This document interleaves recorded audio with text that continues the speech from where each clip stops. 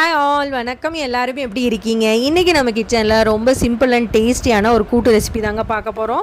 சொரக்காய் வச்சு பருப்பு கூட்டு எப்படி செய்கிறதுன்னு பார்க்கலாங்க. டேஸ்ட் அல்டிமேட்டாக இருக்கும்.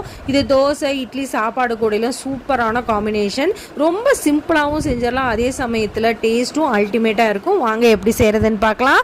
Welcomes to Deep's delicious kitchen. கூட்டை இன்றைக்கி நம்ம குக்கரில் தாங்க செய்ய போகிறோம்.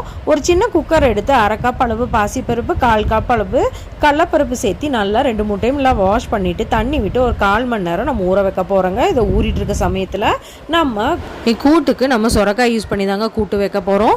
இப்போ ஒரு சின்ன சைஸு சொரக்காய் எடுத்து அதோட தோள்களை நல்லா சீவி எடுத்துக்கிறோம். இப்போ சொரக்காய் பார்த்தீங்கன்னா ரொம்ப ஹெல்த் பெனிஃபிட் உள்ள வெஜிடபிளுங்க. கண்டிப்பாக வாரத்துக்கு 2 முறையாவது நம்ம உணவில் சேர்த்துக்கிட்டால் ரொம்ப நல்லது. Vitamin A, C, potassium, iron சத்துலாம் ரொம்ப ஜாஸ்தியாக இருக்குங்க. கண்டிப்பாக நம்ம உணவில் சேர்த்திக்கணும். இதை நல்லா இப்போ சீவி எடுத்துகிட்டு ஒரு டைம் வாஷ் பண்ணி எடுத்துகிட்டு இன்றைக்கி பாதி சொரக்காய் தான் நான் யூஸ் பண்ண போகிறேன். சொரக்காயை சின்ன சின்ன பீசஸாக கட் பண்ணி எடுத்துக்கலாம்.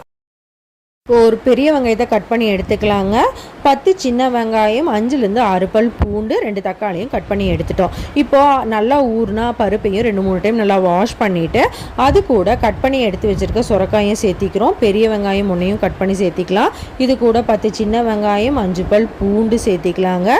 இது 2 தக்காளி நம்ம கட் பண்ணி எடுத்து வச்சுருக்கோம், அதையும் இது கூட சேர்த்திட்டு 1/4 டீஸ்பூன் மஞ்சத்தூள், 1 டீஸ்பூன் அளவு எண்ணெய் விட்டுக்கோங்க. இது கூட ஒரு 1 கப் அளவு தண்ணி சேர்த்தி நம்ம இப்போ வேக விட போகிறோம். இது கூட 2 பச்சை மிளகாயும் சின்ன சின்னதாக கட் பண்ணி சேர்த்திக்கலாங்க.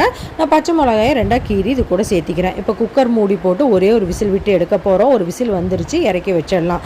இப்போ ஒரு தாளிப்பொண்ணு ரெடி பண்ணிக்கலாங்க. ஒரு கடாயில் 1 டீஸ்பூன் ஆயில் விட்டுக்கோங்க. தேங்காய் எண்ணெய் விட்டிங்கன்னா டேஸ்ட் சூப்பராக இருக்கும். தேங்காய் எண்ணெய் விட்டு சூடானதுக்கப்புறம் 1/2 டீஸ்பூன் கடுகு, 1/2 டீஸ்பூன் சீரகம், 2 வரமிளகா, 2 கொத்து கருவேப்பிலை சேர்த்து நல்லா பொரிச்சு எடுத்து வச்சுக்கோங்க. இப்போ குக்கரோட விசில் போனதுக்கப்புறம் நம்ம ஓப்பன் பண்ணி பார்த்துடலாங்க. காயும் பருப்பும் நல்லா கொலைய வெந்து வந்துருச்சு. இதில் நம்ம ரெடி பண்ணி வச்சுருக்க தாளிப்பையும் இது கூட ஆட் பண்ணிக்கலாம். இப்போ தாளிப்பை ஆட் பண்ணிவிட்டு நல்லா கலந்து விட்டுருங்க. இது நல்லா கலந்து விட்டுட்டு இப்போ இந்த கூட்டுக்கு தேவையான அளவு நம்ம உப்பு சேர்த்திக்க போகிறோம். தேவையான அளவு உப்பு சேர்த்திட்டோங்க. இது கூட ஒரு 1/2 டீஸ்பூன் அளவு கரம் மசாலாவும் சேர்த்திட்டு நல்லா கலந்து விட்டுருங்க. கரம் மசாலா சேர்த்தும் போது நமக்கு சூப்பரான ஃப்ளேவர் சூப்பராக இருக்குங்க. நல்லா கலந்து விட்டுட்டு இப்போ ஒரு கொதி விட்டு நம்ம இறக்க போகிறோம். இப்போ அடுப்பை ஆன் பண்ணி ஒரு கொதி விட்டுறலாங்க. இப்போ ஒரு கொதி வந்துருச்சு. 4-5 கொத்து கொத்தமல்லி இலைகளையும் நம்ம கிள்ளி போட்டுக்கலாம். போட்டுட்டு நல்லா கலந்து விட்டு இப்போ அடுப்பு ஆஃப் பண்ணிடலாங்க. சூப்பரான சொரக்காய் கூட்டு ரெடி ஆயிடுச்சுங்க. டேஸ்ட்டு சூப்பராக இருக்குங்க. ரொம்ப ஈஸியாகவும் செஞ்சிடலாம்.